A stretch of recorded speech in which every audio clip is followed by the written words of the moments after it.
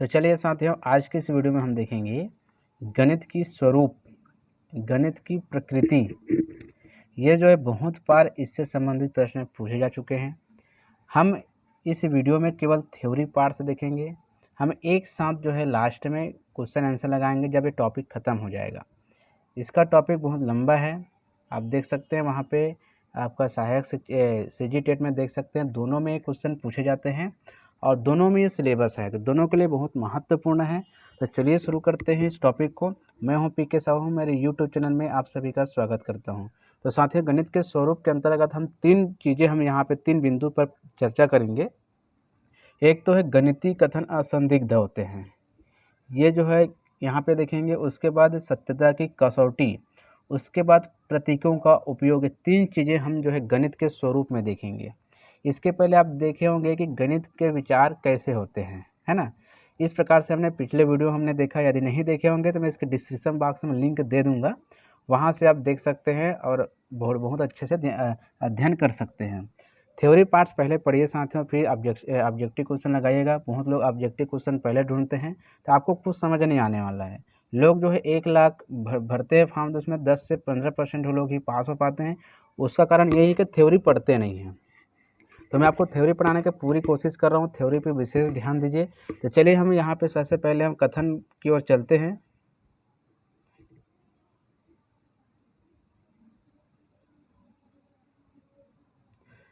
तो चलिए हम सबसे पहले कथन की ओर चलते हैं। सबसे पहला कथन है हमारे पास, गणितीय कथन असंदिग्ध होते हैं। असंदिग्ध का मतलब क्या होता है? संदिग्ध मतलब होता है संदेह, असंदिग्ध का मतलब होता है निसंदेह। मतलब आप इसमें स्पष्ट रूप से किसी चीज़ को सुनिश्चित करते हो, यह सुनिश्चित होता है, वही होता है असंदिग्ध। तो यहाँ पे हम जो है इसको उदाहरण के रूप में हम देखने की कोशिश करते हैं कि गणितीय कथन, गणित में जो भी कहा जाता है या लिखा जाता है या प्रयोग किया जाता है वो असंदिग्ध क्यों नहीं होता। तो इसमें सबसे पहले हम एक संकल्पना पर विचार करते हैं। जैसे एक गोला है, गोला की परिभाषा स्पष्ट और सुनिश्चित है। यदि कोई वस्तु दी गई हो तो आप यह निश्चित रूप से बता सकते हैं कि यह गोला है या नहीं। क्यों? क्योंकि आपने गोला को आपने बता दिया कि ये गोला है। तो आपको कोई भी वस्तु दे दिया जाता है तो आप निश्चित रूप से अब बता देंगे कि गोला है, क्योंकि उसका अवधारणा आपको पहले से पता चल चुका है। मतलब ये असंदिग्ध नहीं है, सॉरी, ये असंदिग्ध है, संदिग्ध नहीं है ना। जो भी कहा गया है वो बिल्कुल आपके सामने है। तो इसी प्रकार गणित में किसी भी संकल्पना की परिभाषा या कोई भी गणितीय कथन बिल्कुल असंदिग्ध होता है। ये प्रूफ हो चुका है। कभी कभी पूछते हैं कि गणितीय कथन असंदिग्ध होता है, आप कहाँ तक सहमत है? तो पूरी सहमत होना है आपको, यानी कि संदेह की कोई गुंजाइश नहीं रहती। ऐसा इसलिए है क्योंकि गणित में इस अमूर्त संसार को हम औपचारिक रूप से बनाते हैं, कुछ संगत अभिगृहीतों को मानकर, फिर इन अभिगृहीतों के आधार पर हम कुछ अवधारणाओं को औपचारिक तरीके से स्पष्ट और परिशुद्ध परिभाषित कर दिया जाता है। तो उसके अनुसार हम देखते हैं कि तो यह अस्पष्टता की कोई गुंजाइश नहीं रहती। कोई भी चीज़ें हो, कोई भी अभिगृहीत हो, कोई भी कैसी भी चीज़ हो, जैसे यहाँ पे आपको बोल दिया जाए कि 2 और 2 4 होता है, तो ये संदिग्ध नहीं होगा, ये संदिग्ध ही होगा। सॉरी, असंदिग्ध होगा, संदिग्ध नहीं होगा, है ना। कोई भी अभिगृहीतों को चुन लिया जाए, कोई भी स्पष्ट रूप से आपको समझ में आ जाएगा। गणितीय कथन कभी भी संदेह नहीं रहता। हाँ, अक्सर जब हम गणितीय शब्दों का वास्तविक जीवन में इस्तेमाल करते हैं तो उस समय गणितीय परिभाषा के अनुसार इस्तेमाल नहीं करते हैं। क्यों? क्योंकि हम जो है किसी को आप बोलोगे, आप किसी में समझ लीजिए कहीं दुकान गए हो, अब आपने शक्कर मांगने की कोशिश किया तो 1/2 शक्कर तो आप बोलोगे नहीं, आप बोलोगे आधा किलो शक्कर दीजिए या आधा, इसका आधा कर दीजिए। इसको थोड़ी बोलोगे कि 1/2 कर दीजिए या 1/4 कर दीजिए, नहीं बोलोगे। तो वहाँ पे ऐसा शब्द करने से हो सकता है कि शब्द इस्तेमाल सुनिश्चित रूप से ना हो, है ना। इसका एक अच्छा उदाहरण है दैनिक जीवन में बातचीत में आधा का प्रयोग, यहाँ पे बता दिया गया है। ठीक है, तो आपको क्या समझ में आया यहाँ पे कि कोई भी गणितीय कथन असंदिग्ध होता है, बिल्कुल निश्चित होता है, सुनिश्चित होता है। ठीक, चलिए आगे देखते हैं थोड़ा सा और। यहाँ पे आप देखिए सत्यता की कसौटी। यहाँ पे आपको ये प्रश्न पूछते हैं कि निम्न कथन पर आप कहाँ तक सहमत है, या गणित जो है इस पर कहाँ गणित पर इन कथनों पर विचार कीजिए, है ना। इस प्रकार से प्रश्न आते हैं। तो आपको इनमें से एक प्रश्न जो है, एक ऑप्शन जो है गलत दे दिया जाएगा। इनमें से कौन सा कथन सत्य है ऐसे दिया जाएगा, इनमें से गलत दे दिया जाएगा। तो मोरनी सितंबर के आसपास अंडे देते हैं, पहला कथन है। पानी 100 अंश सेल्सियस पर उबलता है। 5-15 को बगैर कुछ से छोड़े विभाजित करता है। चौथा नंबर में है, आप दो विषम संख्याओं के जोड़े तो परिणाम हमेशा एक सम संख्या होता है। ये कथन है। अब इस कथन को हम धीरे से समझने का प्रयास करते हैं। ध्यान रखिएगा, बहुत इंपॉर्टेंट चीज़ है ये। इस कथन को हम थोड़ा सा समझने का प्रयास करते हैं। कैसे? पहली परिकल्पना क्या है कि मोरनी सितंबर के आसपास अंडे देती है। तो ये अनुभाविक तरीके से की जा सकती है, इसका प्रैक्टिकल आप नहीं कर सकते, अनुभाविक जांच कर सकते। क्यों? कि मोरनियों को देखना होगा, पता लगाना होगा कि अंडे कब देती है। यदि बहुत सारे अमोनिया को देखे और पाए कि उनमें से लगभग सब सितंबर के आसपास अंडे देती है, तो हम कह सकते हैं कि मोरनियाँ सितंबर के आसपास अंडे देती है। अब ये नोट करें कि यह अनुभाविक नियम तब भी मान्य रहेगा अगर कोई इक्के दुक्के उदाहरण भी ऐसे हो जिस नियम का पालन नहीं करते हो। कहने का मतलब है कोई सितंबर के आसपास नहीं, मार्च के आसपास अंडे देते होंगे, है ना। तो उनमें से ऐसा कोई इक्का दुक्का अपवाद रूप में रह सकता है। तो मोरनी को कहा गया है कि सितंबर के आसपास ये अंडे देती है। उनमें से एक दो इसका पालन नहीं करते होंगे, हो सकता है अधिकतम इसका पालन करते हैं, तभी तो कहा गया है ना। एक कथन है, तो ये अनुभाविक कथन है, ये अनुभाविक रूप से अनुभव कर सकते हैं आप, पता करेंगे, पता करने से पता चलेगा ना। अब उसके बाद ये तो हो गया अनुभाविक जो है जांच। अब उसके बाद देखते हैं दूसरा नंबर का, पानी 100 अंश सेल्सियस पर उबलता है। आप इसका प्रयोग कर सकते हो, एक्सपेरिमेंट बिल्कुल कर सकते हो आप। कैसे कर सकते हैं एक्सपेरिमेंट? अब आप इसको जांच करिए कि कोई भी पानी जो है गर्म हो रहा है वो 100 अंश सेल्सियस पर उबल रहा है, इसका कथन है। यदि हम अधिक दबाव में पानी को गर्म करने पर, यदि किसी पानी को अधिक दबाव में गर्म करते हैं तो वो 100 अंश सेल्सियस से भी अधिक तापमान पर उबाल कर दिखाया जा सकता है। उससे ज़्यादा बहुत अधिक ताप रहेगा, है ना। तो ये प्रयोग द्वारा हम बता सकते हैं। तो ये सिद्धांत किस पर लागू होता है? प्रेशर कुकर में प्रयोग किया जा सकता है, क्योंकि प्रेशर कुकर में दबाव बहुत ज़्यादा बनता है ना। और यदि आप इस प्रकार से खुली पात्र में इसको आज प्रकार जो है गर्म करते हैं तो 100 अंश सेल्सियस पर उबलना शुरू होगा, और यहाँ से उबालना शुरू करोगे तो उससे ज़्यादा अंश सेल्सियस करोगे तो भाप में परिवर्तन शुरू हो जाता है। उसी प्रकार से यदि प्रेशर कुकर की बात करें तो इसमें जो है आप जो कोई भी पानी को उबालना चाहेंगे तो उससे भी ज़्यादा ताप की आवश्यकता में आप उबाल कर दिखा सकते हैं। तो ये प्रयोग के तौर पे होगा, है ना। अब उसके बाद देखते हैं हम तीसरा परिकल्पना पे हम जाते हैं। यहाँ पे देखिए तीसरा परिकल्पना क्या है? तीसरा कथन एक गणितीय कथन है। पहला परिकल्पना अनुभाविक था, दूसरा प्रयोग पे था, और तीसरा गणितीय कथन है। ठीक है, एक गणितीय कथन क्या करता है? इसे अवलोकन द्वारा सिद्ध कर सकते हैं। कैसे अवलोकन करोगे? ऑब्जर्व करोगे। जैसे 5-15 को भाग देते हैं, 5 से 15 को भाग देते हैं तो बिना शेष छोड़े विभाजित कर देता है ना। तो आप क्या करेंगे? 15 को 5-5 में डिवाइड कर सकते हैं, 5-5 का समूह बना कर डिवाइड कर सकते हैं। पहला कि शेष बचा कि नहीं बचा आपको पता चल जाएगा। 15 के बहुत सारे वस्तुओं को आप समुच्चय बना सकते हो, आप ग्रुप बना सकते हो, है ना। इस प्रकार से 5-5-5 ऐसे ग्रुप बना सकते, उससे आपको पता चल जाएगा। और तीसरा आप किस प्रकार से कर सकते हैं कि 15 को आप जो है 5 से भाग दे सकते हैं, ऐसा। तो ये पूरा चला जाएगा। लेकिन यहाँ पे आपको समझना होगा कि जो शेष फल को समझते हैं वही इसको समझ पाएंगे इस विधि से, लेकिन बाकी से जो इस प्रकार से आप प्रयोग कर सकते हैं, अवलोकन करते हैं, तो भी आप पता लगा सकते हैं। तो इस प्रकार से तीसरा जो कथन है वो गणितीय कथन है ना। तो ये भी सत्यता की कसौटी पर खरे उतरेंगे, सत्यता की कसौटी। अब उसके बाद जो है चौथा जो कथन है उसको हम देखते हैं। यहाँ पे देखिए चौथा कथन पर विचार करते हैं कि आप इसे अनुभाविक तरीके से सिद्ध कर सकते हैं। यदि हाँ तो आप विषम संख्याओं के सभी युग्मों को कैसे जांच करेंगे। यदि आप ये बोलते हैं कि अनुभाविक रूप से इसको सिद्ध कर, कैसे आप लिखेंगे नहीं 3 और 5 जो है 8 होता है, दो विषम संख्याओं का योग सम हुआ। उसके बाद आप करेंगे 1 + 3 करेंगे, हाँ इसका भी दो विषम संख्याओं का योग जो है एक सम आ रहा है।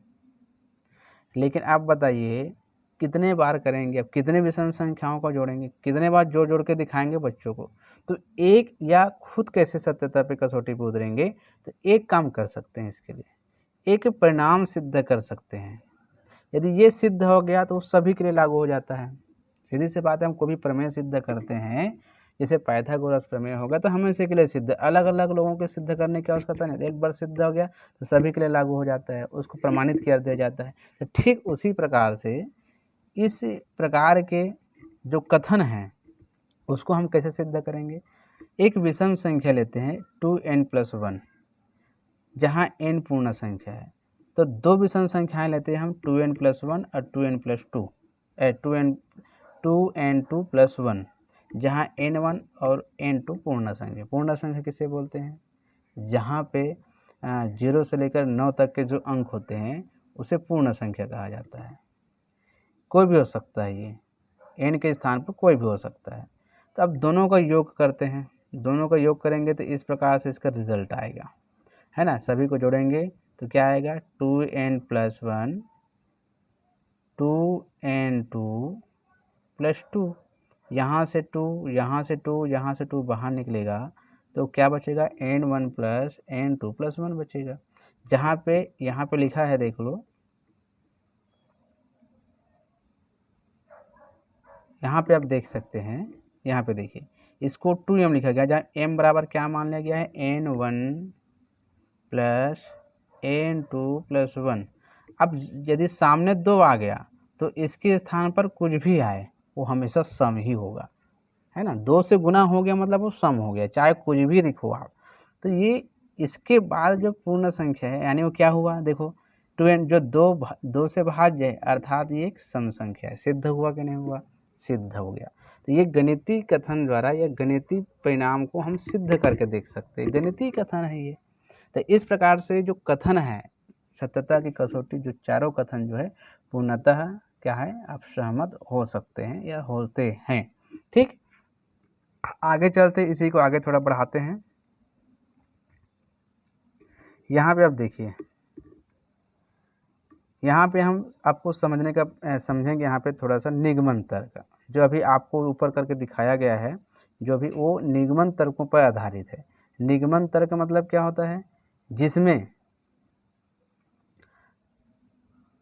ज्ञात परिणामों, परिभाषाओं और निष्कर्ष के नियमों का प्रयोग किसी चीज़ को सिद्ध करने के लिए किया जाता है, उसे निगमन तर्क कहा जाता है। इसमें नियम पहले बनाया जाता है। क्या होता है, पहले नियम बनाया जाता है फिर उदाहरण दिया जाता है ना। पहले नियम दिया जाता है फिर क्या किया जाता है, उदाहरण दिया जाता है। तो ये जो होता है साथियों, ये सामान्य से विशिष्ट, सूक्ष्म से स्थूल, अमूर्त से मूर्त, प्रमाण से प्रत्यक्ष की ओर चलता है ये निगमन तर्क। अब इसको थोड़ा सा एक उदाहरण के माध्यम से समझने का प्रयास करेंगे। यहाँ पे दिया है सभी इंसान नश्वर है और राघव एक इंसान है ना। उत्पत्ति के अगले चरण को निगमन किया जाता है। इसमें उत्पत्ति के अगले चरण मतलब देखो, सभी इंसान नश्वर है, राघव एक इंसान है, तो राघव क्या होगा, नश्वर होगा। तो यहाँ पे निष्कर्ष यदि पहुँचते हैं तो राघव क्या होता है, नश्वर होता है। ठीक है, तो इस प्रकार से हम निगमन को, निगमनिक तर्क को हम समझ सकते हैं। और निगमन और आगमन विधि को मैं एक दूसरे वीडियो में अच्छे ढंग से आपको बताने का प्रयास करूँगा। एक और कथन होता है गणितीय कथन, जिसको विधि होती है आगमन, आगमन, है ना, आगमन तर्क बोलते हैं जिसे, आगमन विधि एक निगमन विधि। तो इसको हम दूसरे नंबर पे समझने का प्रयास करते हैं। देखिए यहाँ पे, है ना, तो यहाँ पे आप देखिए, हम आगमन को समझने का प्रयास करेंगे। तो इसमें क्या होता है, पहले जो है उदाहरण देते हैं, फिर नियम बनाया जाता है। और निगमन में क्या हो जाता है, पहले नियम बनाया जाता है, फिर जस्ट उल्टा होता है उनका, जस्ट उल्टा। ठीक है, जैसे पहले उदाहरण दिया जा रहा है, एक कुत्ते को देखती हूँ, पाती हूँ कि उसकी पूंछ है। मैं दूसरे कुत्ते को देखती हूँ, फिर भी देखती हूँ, पाते हैं उसकी पूंछ है। या तीसरे कुत्ते, चौथे कुत्ते, सभी के लिए सत्य है। अब इसी प्रकार आगे भी बहुत सारे कुत्तों के लिए सत्य होगा। इसलिए मैं यह निष्कर्ष निकालते हूँ कि सब कुत्तों की एक पूंछ होती है। ठीक है, एक उदाहरण दिया जा रहा है। अब उदाहरण देने के बाद आप इसी को कुछ इस तरह से समझने का प्रयास करेंगे। देखिए यहाँ पे, मतलब आगमन जो विधि है उसमें प्रायिकता बहुत ज़्यादा होती है। अब ऐसा जरूरी आपको बोल दिया जाता है कि कुत्ते की एक पूंछ है, क्या आपको बिना पूंछ के कुत्ता नहीं मिलेगा? भाई किसी न किसी का ऐसा कुत्ता मिल सकता है कभी, तो उसका पूंछ जो है कट गया हो, है ना, यहाँ पे लिखे थे। लेकिन यहाँ सिद्ध नहीं होता कि हमें बिना पूंछ का कुत्ता कभी नहीं मिलेगा, या ऐसी मोरनी कभी नहीं मिलेंगी जो मार्च में अंडे देती हो। हम सितंबर की बात तो करते हैं, लेकिन मार्च में भी दे सकती है कोई, ऐसा मिल भी जाता है एक आध दो। तो इस प्रकार से जो कथन होती है ना, वो आगमन के अंतर्गत है, जिसमें प्रायिकता बहुत ज़्यादा आता है। ठीक है, तो यहाँ पे लिखा है, लेकिन गणितज्ञों को इस तर्क को इस्तेमाल करने की ज़रूरत है जो किसी कथन को सभी स्थितियों में सिद्ध करेगा। इसलिए एक विशेष प्रकार का आगमनिक तर्क प्रयोग करते हैं, इसे गणितीय आगमन कहते हैं। जैसे यहाँ पे देखिए, अब हमको सिद्ध करना है ये वाला भाग कि 1 2 3 का ऐसा हम इसको जोड़ते हैं तो उसका मान इतना आता है।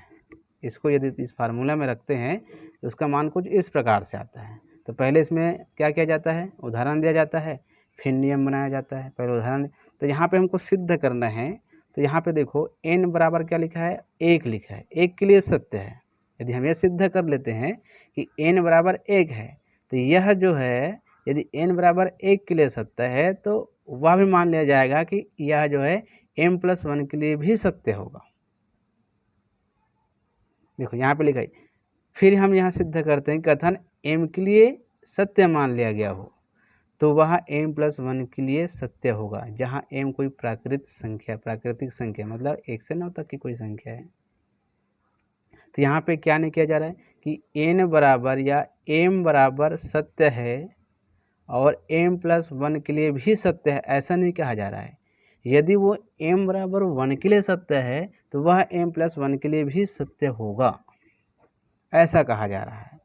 डायरेक्ट उनको सत्य ऐसा कुछ नहीं कहा जा रहा है। देखो यहाँ पे इस कथन को समझने का प्रयास करें। ये थोड़ा सा आपको अटपटा लगेगा, नेक्स्ट वीडियो में बहुत अच्छे से बताऊंगा इसको, आगमन निगमन विधि को। तो इसको यहीं रह देते हैं। हमारा टॉपिक है गणित के स्वरूप, जो कि लास्ट टॉपिक है हमारा प्रतीकों का प्रयोग। प्रतीकों का प्रयोग करने में गणित जो है सरल और सहज बन जाता है। और सहज और सरल कैसे बनता है, उदाहरण के लिए यदि आपको बोल दिया जाए 7653 को 4981 से गुना कीजिए, तो क्या आप ऐसा शब्दों का प्रयोग करते हुए आप गुना कर पाएंगे? आपको सरल लगेगा? नहीं। लेकिन इसी को यदि संकेत के रूप में अंकों में लिख दिया जाए, है ना, तो इसका प्रयोग करना आसान हो जाएगा। इसलिए कहा गया है कि शब्दों को यदि हम इस प्रकार से हल करते हैं बिना अंकों के प्रयोग के, तो ये आपको समझना बहुत कठिन हो जाएगा। लेकिन दूसरी तरफ मैं इसको इस प्रकार से लिख दूं, अब गुना करने के लिए बोलूं, तो ये आसानी से आपको समझ में आ जाएगा। ठीक उसी प्रकार से एक उदाहरण समझते हैं। 7 और 8 के योग को इसी योग से गुना करने पर जो प्राप्त होता है वह 8 को 8 से और 7 को 7 से गुना करने पर और 7 और 8 के गुणनफल के दुगुने के योगफल के बराबर होता है। इतना लिखने में आपको समझने में थोड़ा सा कठिनाई होगी, लेकिन इसी को आपको लिख दिया जाए कि 7 + 8 का स्क्वायर बराबर 7 स्क्वायर प्लस 8 स्क्वायर प्लस 2 गुना 7 गुना 8 के बराबर होता है। इसको हम करते हैं तो इसके बराबर आता है, तो आपको आसानी समझ में आएगा। इसका मतलब क्या होता है, प्रतीकों का प्रयोग जो है गणित को सरल एवं सहज बनाता है। ठीक है, थोड़ा सा और देख लेते हैं यहाँ पे। अब यहाँ पे देखिए एक शब्द आपको सुनने मिलेंगे, एल्गोरिदम। अब एल्गोरिदम क्या है? किसी भी सवाल को हल करने के लिए एक विशेष क्रम में लागू करने वाले चरणों की श्रृंखला है। कोई भी आप गणित बनाते हैं तो उसमें एक श्रृंखला बनती है, क्रम बनती है। उसी क्रम को क्या बोला जाता है? एल्गोरिदम कहा जाता है। और केवल एल्गोरिदम सीख लेने से कोई गणित नहीं सीखता, ये भी याद रखिएगा। कोई एल्गोरिदम को समझ गया तो कोई भी गणित सीख गया ऐसा नहीं कह सकते, क्योंकि एल्गोरिदम एक क्रम है, बनाने की श्रृंखला है जो चरणबद्ध आती है। तो उनको चरणबद्ध करने से कोई गणित नहीं सीखता। गणित के बहुत सारे नियम हैं, है ना। तो यहाँ पे वही चीज़ बताया गया है। यहाँ पे आपको बताता हूँ मैं कि विभिन्न संक्रियाओं के लिए गणितीय प्रतीकों का प्रयोग उन संक्रियाओं के लिए एल्गोरिदमों को लागू करना आसान हो जाता है। लेकिन एक चेतावनी, हालांकि प्रतीक और एल्गोरिदम संक्रियाओं को सरल और तेज बनाते हैं। ध्यान रखिएगा, हालांकि प्रतीक और एल्गोरिदम संक्रियाओं को सरल और तेज बनाते हैं, ये आपको याद रखना होगा। वे इसे मशीनों में भी बनाते हैं, मशीनी भी बनाते हैं। क्या बनाते हैं? मशीनें भी बनाते हैं, है ना। गणित पढ़ाते या सीखते समय अक्सर बिना यह समझे कि हम क्या और क्यों कर रहे हैं, हम संक्रियाओं को मशीनी रूप से करना सीख जाते हैं और वही करने लगते हैं। यदि आपको किसी बच्चों को बता दिया जाए कि बेटा ऐसा करते हैं, क्यों करते हैं कोई नहीं बताता ना। हम 5 एकम 5 लेंगे बेटा, यहाँ लिखते हैं, घटाएंगे, जोड़ेंगे, जो भी करेंगे, लेकिन क्यों आ रहा है, कैसे आ रहा है, यहाँ पे उस चीज़ें हम नहीं बताएंगे। सीधे इसका एल्गोरिथम बता देंगे, क्रम को बता देंगे, ऐसा विधि है, ऐसा किया जाता है। तो यदि किसी का सवाल इस प्रकार से आ जाए आपके पास, है ना, कि 5 को 5132 के नीचे इस प्रकार ही क्यों लिखते हैं, तीसरी लाइन में 13 कैसे आया और क्यों आया, है ना। आगे सवाल इस प्रकार से करते हैं, 13 लिखने के बजाय 13 लिखने के लिए भाज्य में 0 लिखने की मुझे क्यों ज़रूरत पड़ी। शायद इन प्रश्नों का उत्तर आप देने में थोड़ा सा कठिन महसूस करूं या ना दे सके, तो फिर मैं सवाल को सही तरीके से भी हल कर सकते। इसका सवाल आप नहीं दे सकते, फिर भी आप सवाल आसानी से बना सकते हैं। ठीक, तो यह गणित पढ़ाने में सबसे गंभीर समस्या बन जाती है, ये वाला भाग, है ना। जो हम नियम अब पूछ रहे हैं, जो सवाल है, तो गणित पढ़ाने में बड़ा मुश्किल हो जाती है। अधिकतर शिक्षक खुश हो जाते हैं जब बच्चे इसको बनाते हैं, है ना। वो गणितीय अवधारणा को समझे ना समझे, लेकिन वो जरूर खुश हो जाएंगे कि एल्गोरिथम के सही उत्तर क्यों मिलते हैं, एल्गोरिथम से सही उत्तर क्यों मिलते हैं। लेकिन पढ़ाने सीखने की इस तरीके से बाद में बच्चों को गणितीय अवधारणा को समझने में बहुत मुश्किल होती है, और कभी कभी तो इस तरीके से आगे की शिक्षा प्राप्त तक बिल्कुल भी बंद हो सकती है। क्यों? क्योंकि यह अभ्यास किया गया है यहाँ पे, एक क्रम को समझना, तो क्रम तो बना दिया लेकिन इसको समझ नहीं पा रहा है, उसका अवधारणा उनको समझ नहीं आ रहा, क्यों आ रहा है, कैसे आ रहा है। तो ये उनको थोड़ा सा आगे चलने आगे पढ़ने के लिए थोड़ा समस्या आ जाती है और थोड़ा कठिन महसूस होता है। यहाँ पे लिखा भी गया है, सिर्फ एल्गोरिथम को सीखना गणित सीखना नहीं है, उनके हर चीज़ कारण क्यों को समझना बहुत ज़रूरी है, तभी वो गणित सीखना माना जाता है। ठीक है, तो दोस्तों आज की वीडियो में इतना ही। तो ये हम अब 3 टॉपिक आपके सामने रखा हमने, प्रतीकों का प्रयोग, सत्यता की कसौटी और गणित कथन जो है असंदिग्ध होते हैं। ये प्रश्न बहुत बार पूछे जा चुके हैं, डायरेक्ट प्रश्न पूछते हैं। उम्मीद करता हूँ आपको थ्योरी समझ में आया होगा। आप ऑब्जेक्टिव क्वेश्चन देखेंगे तो आपको सरल लगेगा। ऑब्जेक्टिव क्वेश्चन इसलिए नहीं बता रहा हूँ क्योंकि पूरे टॉपिक का, गणित के स्वरूप, गणित के प्रकृति का पूरा अभी अमूर्तीकरण, व्यापीकरण, है ना, इसको हम पढ़ेंगे। उसके बाद पूरे का एक साथ मैं जो है एक ऑब्जेक्टिव क्वेश्चन लगाऊंगा। तो आपको ये कैसा लगा ज़रूर बताइएगा। बाकी वीडियो देखने के लिए डिस्क्रिप्शन बॉक्स में लिंक दे दूंगा। गणित, विज्ञान, है ना, पर्यावरण, बाल विकास का बहुत सारे वीडियो मेरे पास है। प्लीज़ आप शेयर करें, और प्लीज़ आपसे एक निवेदन, केवल आप शेयर करें, दूसरों को बताएं, देखने के लिए कहें। मैं आपसे कुछ नहीं मांग रहा हूँ। मेरा व्यूवर जो है बहुत कम आ रहा है क्योंकि बहुत लोग वीडियो डाउनलोड करके देख रहे हैं। तो प्लीज़ आपसे निवेदन है, पहले थ्योरी पढ़िए फिर ऑब्जेक्टिव लगाइए। धन्यवाद।